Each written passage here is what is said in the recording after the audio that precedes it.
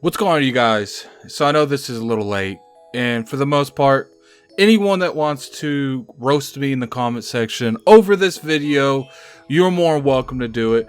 This is not necessarily going to be a Ori and the Blind Forest review.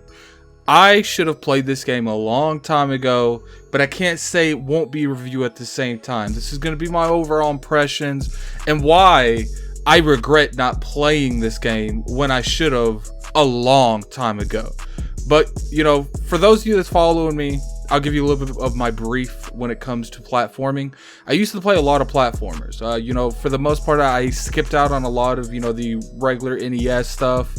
But I did play a lot of platformers on the N64, on the GameCube, on the PlayStation 2. I really enjoy platforming to a point.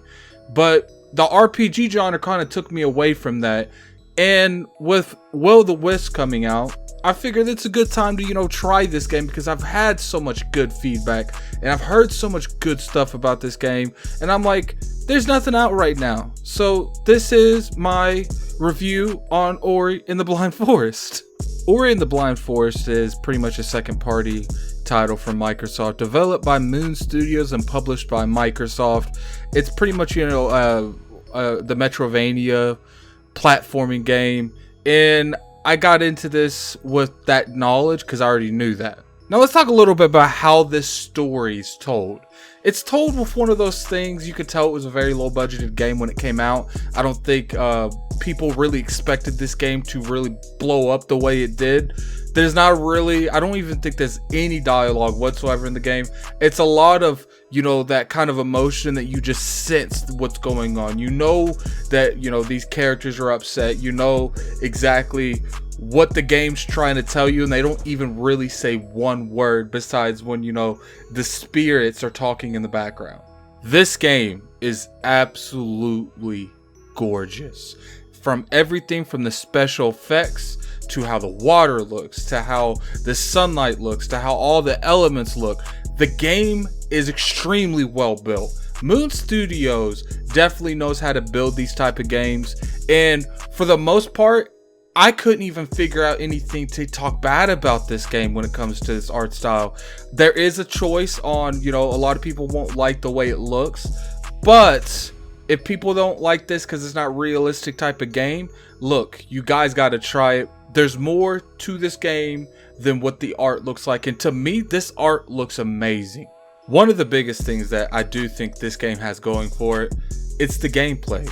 The gameplay is almost flawless. And for the most part, in terms of platforming, this game might be perfect.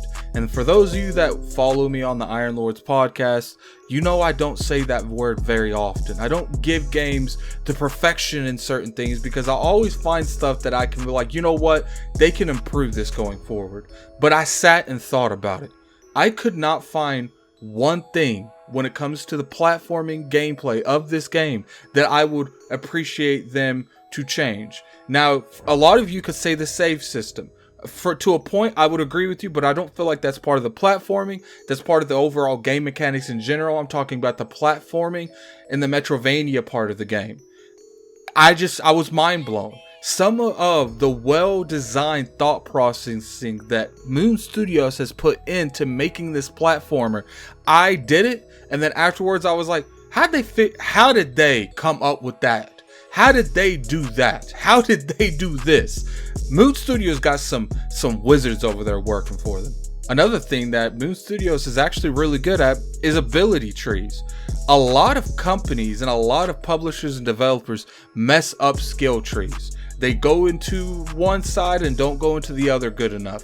But in Ori, it seemed like all of the trees was well thought of, and it gave you more of an incentive to do stuff. For instance, in a lot of these stories, you can get stuff like double jump and triple jump by just playing the game. But in this game, you actually have to level that skill tree up to get something like triple jump, to get something like, a dash with the charge ability. And I really enjoyed that they rewarded you for wanting to go out and get all these abilities. And the Metrovania part was just as good. You go out, come back later when you get these abilities. You can't necessarily get them now, but here in about 2 hours, you'll have the necessary ability, necessary skill to get that power up, to get that health boost, to get that time boost, or the energy boost. I forgot what they're exactly called, but I really enjoyed that. It's been a long time since I really played Metrovanias, and to be honest with you guys, to a point, I don't think I've really ever gotten to the Metrovania, genre much entirely as it is. But with this game, it showed me, other games that's a Metrovania I might want to try because of how well this game does it. There's a lot of times in, Ori and the Blind Forest where you'll have these escape features where you have to escape from a certain scenario or escape from certain people. What I really loved about this game, that I knew what was coming up, because there's pretty much, it's apparent when they're coming. You know when they're coming. After you do the first one, you kind of suspect that all of them will have this similar way and you'll be getting them. These were some of the funnest platforming I've ever had in gaming history. They were all well thought of. They were difficult. Did I mention this game is actually hard to a point? There's a lot of scenarios in this game that really will test your patience. Not necessarily that they're hard, but if you don't have that patience to continue trying and to continue correcting the mistakes that you make, you might not ever beat Ori and the Blind Forest. And the good thing about this is it's in Game Pass. Ori and the Will of the Wisp is coming out, I believe, in a couple days. Go try that after you try this out. They're both in Game Pass. They're both $30. They're on Steam now, if I believe so. I don't know about Blind Forest. It might not be on Steam. I haven't checked. I played it on the Windows. And the game is amazing. It's worth $30. It's worth $40. I would pay $40 for this game because the amount of fun that I had, the amount of immersion that this game has, and that's something that I feel like a lot of games these days, they miss that immersion. Ori and the Blind Forest definitely deserves your money.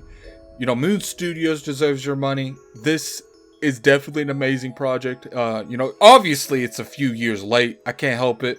But I'm going to be reviewing Will of the Wisp probably within the week, so you actually get an up-to-date Ori review there. But anyway, guys, tell me what you guys think. It's like I said, you guys can roast me in the comment section below. I know that I've been, I had never necessarily said anything negative about Ori, but I've always said that it's not my type of game. Like I said, I'm not really the biggest platformer anymore like I was in my youth, but this game really has sparked that platforming part of me, and I want to go try a couple more platformers again.